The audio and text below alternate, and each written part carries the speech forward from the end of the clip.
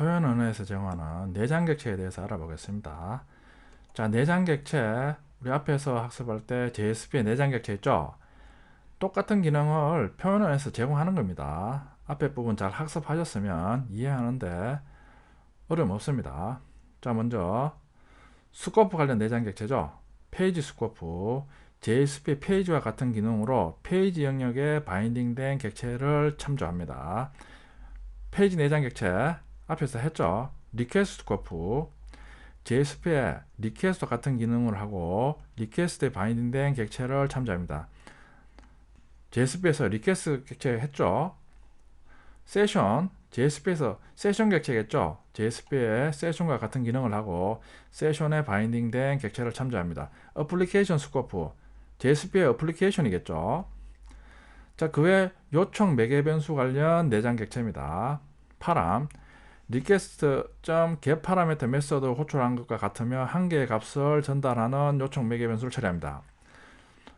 자, JSP에서 get 파라미터 메서드 호출해서 다른 웹페이지에서 전송된 값을 얻었죠. 자, 그걸 간단하게 파람 내장 객체를 이용해서 얻어올 수 있습니다. 파람 밸류주는 여러 개의 값을 얻어올 때 사용합니다. 헤더, request.get 헤더 메서드 호출한 것과 같은 기능을 합니다. 헤더 밸류주, 여러 개의 값을 반환할 때 헤더 밸류주를 사용합니다. 쿠키즈, 쿠키 이름의 값을 반환합니다. 페이지 컨텍스트, 페이지 컨텍스트 객체를 참조할 때 사용합니다. init 파람, 컨텍스트의 초기화 매개 변수 이름의 값을 반환합니다. 뒤에서 하나하나씩 실습으로 알아보겠습니다. 자, 먼저 파람 내장 객체 사용 실습입니다. 자, JSP 파일을 준비합니다. 멤버 폼.jsp 회원 가입창입니다. 회원 정보 입력 후 가입하기 누르면 멤버 1.jsp로 전송합니다. 멤버 1.jsp입니다. 자, 먼저 앞에서 실습한 대로 get 파라미터 메서드 이용해서 회원 관련 정보 얻은 후 표현식으로 출력하는 방법이죠. 자, 이거는 이제 앞에서 한 거죠. 자, 밑에 보면, 자, 근데 파람 내장 객체를 쓰면 굳이 get 파라미터 호출해서 얻어와서 표현식으로 출력할 필요가 없습니다. 표현원에 param.id, param.pwd, param.name, param.email로 바로 회원 가입창에서 전송한 회원 정보를 출력하고 있습니다. 자, 회원 가입창에서 아이디하고 이메일 정보 입력 후 가입하기 누르면, 자, 첫 번째 행은 표현식으로 출력한 거죠. 자바 코드를 이용해서. 두 번째는 파람 내장 객체를 이용해서 바로 출력하고 있습니다. 파람 객체를 이용하는 게 훨씬 편리합니다. 자, 리퀘스트 스코프 사용 실습입니다. 자, 멤버 폼.jsp에 액션 속성을 forward.jsp로 수정합니다. 자, 그리고 forward.jsp에서는 현 등록창에서 전송해오면 리퀘스트에 set attribute 어드레스 서울시 강남구로 리퀘스트 객체에 어드레스 속성을 바인딩을 합니다. 자, 그리고 멤버 2.jsp로 포워딩 합니다. 자, 멤버 2.jsp입니다. 자, 보면 멤버 2.jsp에는 파람 내장 객체로 id, pw, name, 이메일하고 리퀘스트 스코프.어드레스 해서 리퀘스트 내장 객체에 접근해서 어드레스 속성 값을 바로 출력합니다. 리퀘스트 내장 객체 어드레스로 서울시 강남구를 바인딩을 했죠. 그걸 리퀘스트 스코프 내장 객체로 바로 속성명에 접근해서 출력을 하고 있습니다. 자, 차번건 정보 입력 후 가입하기 누르면 주소 정보를 출력합니다. 페이지 컨텍스트 객체 사용 실습입니다. 자, 로그인.jsp를 작성하는데, 자, 로그인 창에서 아이디 비밀번호 입력하고 로그인 누르면 로그인 기능을 수행하는데, 대부분 보면 회원 가입하기 버튼이 있죠. 자, 회원 가입하기 누르면 회원 가입창으로 이동하죠. 자, 이동하는 방법입니다. 자, 회원 가입하기 누르면 첫 번째 구문은 멤버 폼.jsp로 가는데 컨텍스트임을 프로04 직접 고정적으로 써주죠. 자, 이런 식으로 고정적으로 써주면 재사용성이 떨어집니다. 로그인.jsp를 다른 프로젝트에서 사용한다고 하면 또 프로14를 또 바꿔줘야 되죠.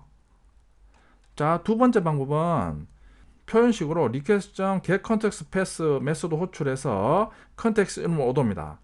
자, 이렇게 하면 굳이 컨텍스트 이름을 개발자가 일일이 변경해 줄 필요는 없죠.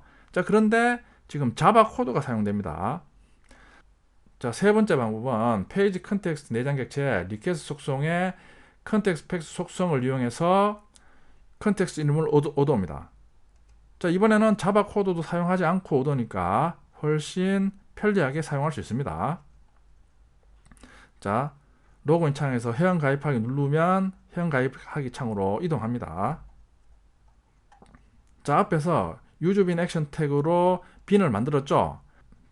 자, 그런 후 속성에 접근하기 위해서는 자바 코드나 get property, set property 액션 태그를 사용했죠. 자, EL에서는 바로 빈 이름.점 속성 이름으로 바로 접근할 수 있습니다. 자, member3.jsp입니다. 자, 똑같이 회원 등록 창에서 전송해 왔겠죠. 유즈빈 액션 태그로 멤버빈을 생성합니다. 자, 그리고 속성에 전송되어 온 회원 정보를 세팅을 하는 거죠. 자, 첫 번째 tr 태그에는 앞에서 사용한 것처럼 표현식으로 자바 코드죠. 자바 코드로 회원 정보를 출력합니다. 자, 근데 두 번째 tr 태그에 보면 표현원에서 바로 빈 이름.점 속성 m.id죠. m.pw, m.name, m.email로 접근하니까 훨씬 편리하게 회원 정보를 출력합니다. 자, 표현원에서는 빈의 속성명으로 바로 접근해서 값을 가지고 올 수 있습니다.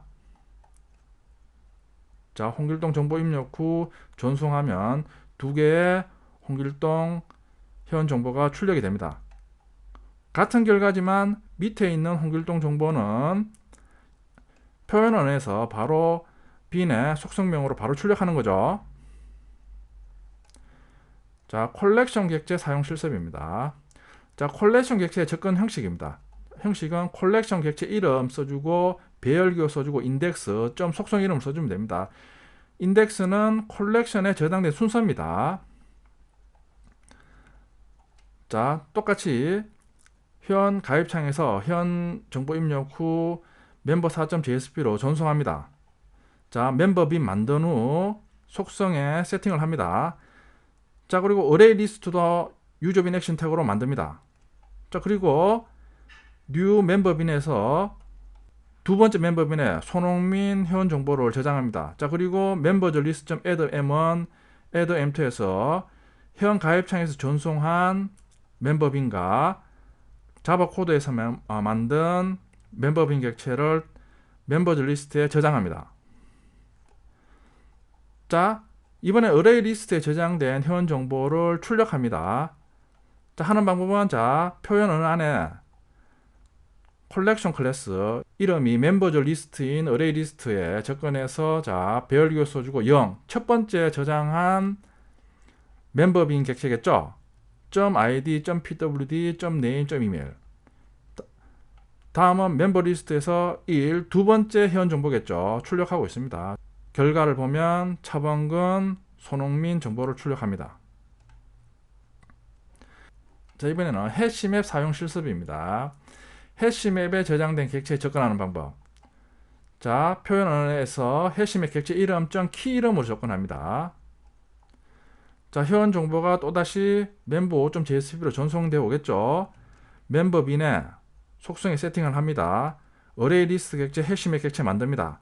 자, 그리고 해시맵의 풋에서 키 밸류로 회원 정보를 저장합니다. 자, 그리고 new 멤버빈에서 손흥민 회원 정보를 멤버빈 객체 만든 후 세팅을 합니다. 자, 멤버즈 리스트에 add m1, add m2에서 두 개의 회원 정보를 멤버즈 리스트에 저장합니다.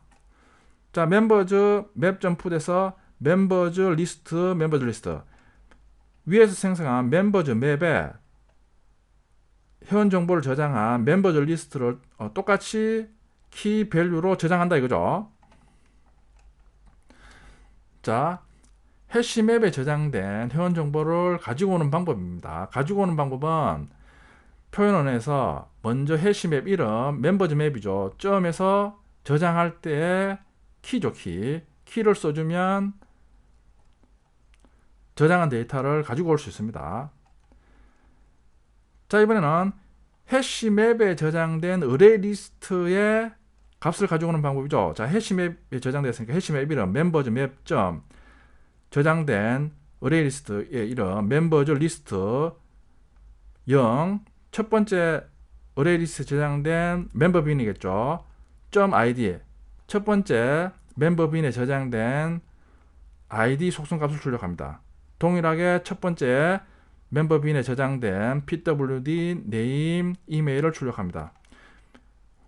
자, 세 번째 tr 태그는 두 번째 멤버 빈에 저장된 회원 정보를 출력하는 거죠. 자, 실행해 보면 3명의 회원 정보를 출력하고 있습니다.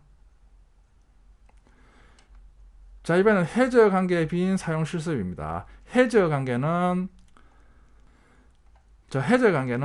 부모 빈 속성에 자식 빈이 세팅이 되는 겁니다. 해저 관계 빈 속성 접근 방법. 접근 방법은 부모 빈 이름 점 자식 속성 이름 점 속성 이름을 접근합니다. 자, 해저 관계 실습입니다. 자, 두 개의 클래스 address.java, member빈.java를 준비합니다. 자, member빈 클래스입니다. 자, member빈 클래스에 보면 새로 추가된 속성이 addr인데 타입이 address 클래스 타입입니다. 자, addr은 또 다른 빈인 address 클래스 타입으로 지금 지정되고 있습니다. 자, 자식 클래스 address 클래스입니다.